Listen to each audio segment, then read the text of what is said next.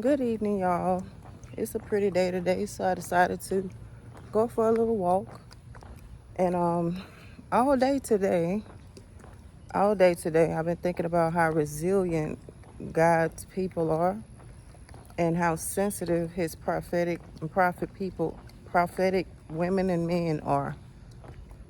Because truth be told, we prophets are very sensitive, myself included. I did not understand it back when I was a child. I could not understand why I was so soft, why everything hurt my feelings and all of that, and why I could feel so deeply and all of that. And it seemed like everybody else was just tough.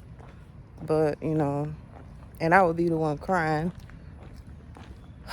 But it's said that God created us this way so that we are better able to discern his spirit.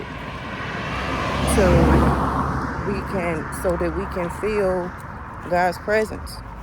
And that is so true. I can tell when God is around, or Jesus. I can tell when the Holy Spirit is around. I can tell when there's angels around me versus when there are demonic spirits that are lingering.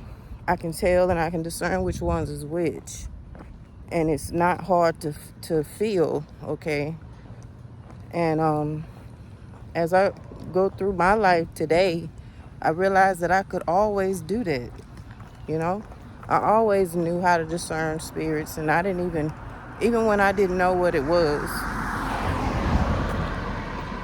But yes, God made us sensitive. And when I say sensitive, I mean in every area of life. And that even goes with food. It goes with other people's touch. You can't let everybody touch you. You're too sensitive. It goes with everything. And back then I could not stand that. I couldn't stand that about myself. And I used to ask God to take it away and all of that because I didn't understand that. And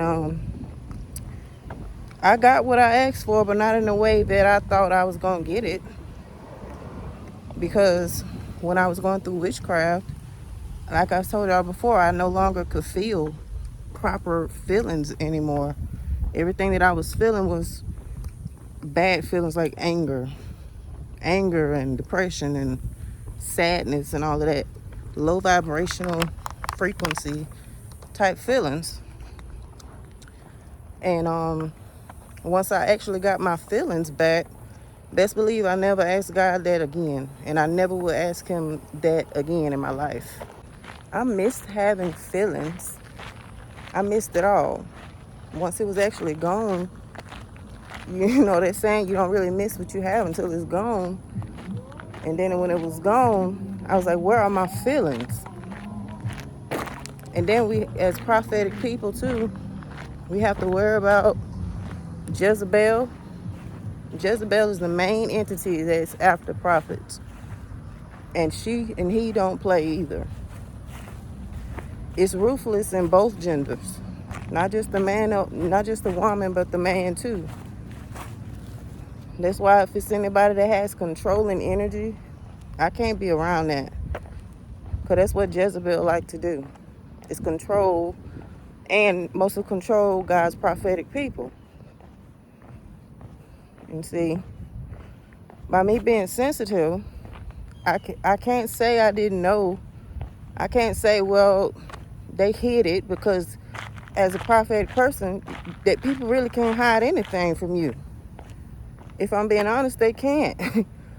Because you're going to know. You're going to feel it. You're going to know.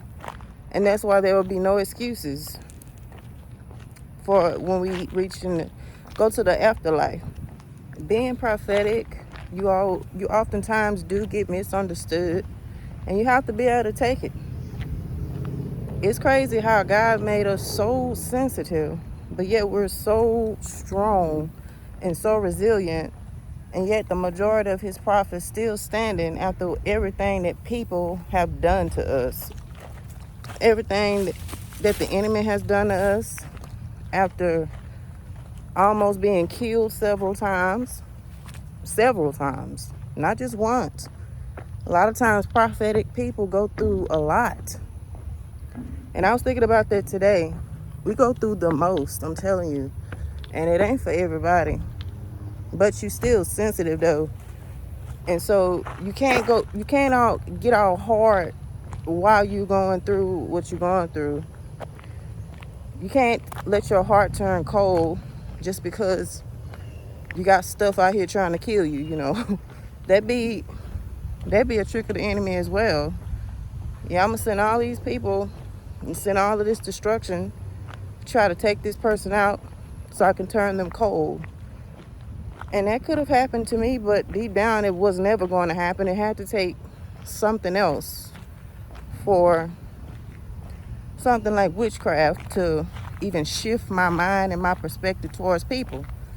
Because no matter how many times people have hurt me and tried to take me out of here, I still had a love and still have a love for people, even though they've let the enemy use them to try to take me out of here. I hope that this video helps somebody today.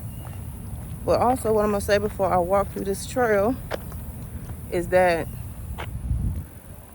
whenever you first come into your gifts and start trying to find out who you are and start realizing who you are, a lot of times that's when you get attacked too in a major way. Because the enemy don't want you to know. They want to be able to do whatever they want to do to you without you even fighting back. They want to be able to handle you like a rag doll and you just ball up in a corner somewhere. So today I was also thinking about the fact, ooh, a red bird. When I was 20 years old, I think my gifts started expanding. I remember I felt myself growing in the inside, if that makes sense. It's like my mind started to expand. I started to expand. And I don't know, everything just started to fall apart in a good way before the witchcraft, because I realized that I didn't want what I thought I wanted. And I was also coming into my gifts, which I was already having my gifts before that. I already had levels of it as a teenager and as a little girl. But when I turned 20, I believe that's when the devil really hit too, because I was really starting to come into who I was, and God was about to grant me my gifts on another level. So once, I guess, the devil seen that or whatever, that's when he had to attack. But the crazy part is that I still got my gifts and they did expand, but they was perverted by the Jezebel spirit. So I still could tell, I could still see like future events, and I could still, without me doing anything, it just pops up, but I could still see things. I was still able to discern. I was still able to do all of that, but it was perverted. So everything was just dark and scary. I even healed somebody I healed a couple of people while I was under witchcraft. So that lets me know too that a lot of times we can still, even though we're bound, we'll still have our gifts. And it just really depends on how we use our gifts. Like a lot of people say, it depends on how we use them, whether it be for good or for evil. So while I'm being honest, y'all, I didn't even think about this until this year. I was like, Lord, you sure you want me to still do these videos? I think I've done enough, I felt like I had done enough. And with everything that was going on, with me having to feel all of this stuff at one time. Now, if there's a reason for a prophet to fall, that would be one. And I'm just saying, because though that is not a easy thing to carry whenever you are feeling everybody's feelings. I mean, and it don't matter what the feelings are, they don't discriminate. But yeah, I asked God, is he sure that he still want me to do these videos? Because I was like, look, I done put out enough information, so I'll just wait on my emails and check them frequently to see if anybody reached out to get deliverance, and probably, all of that. But I keep he keeps sending people to tell me to keep doing these videos, so I guess that's what I'm gonna do. I should be done with a lot of stuff soon. But like I said, if there's any reason for a prophet to fall, it was because of carrying all of these feelings at one time and trying to figure out how to push all of them off. You know, maybe the sun just out now, but I'm on my way to the house. So I wish all y'all the best of luck in your walk and in your journey, because I gotta get a grip on the whole feeling everything thing. You know, because y'all keep in mind, I pretty much didn't get the chance to get any breathing room until I was 30. So I've been at this for 4 years. It's probably gonna take some more years of practice for me to get a hold to my gifts and a hold to some stuff pertaining to me. And yeah, I hope this video helped y'all. I love you guys. Bye.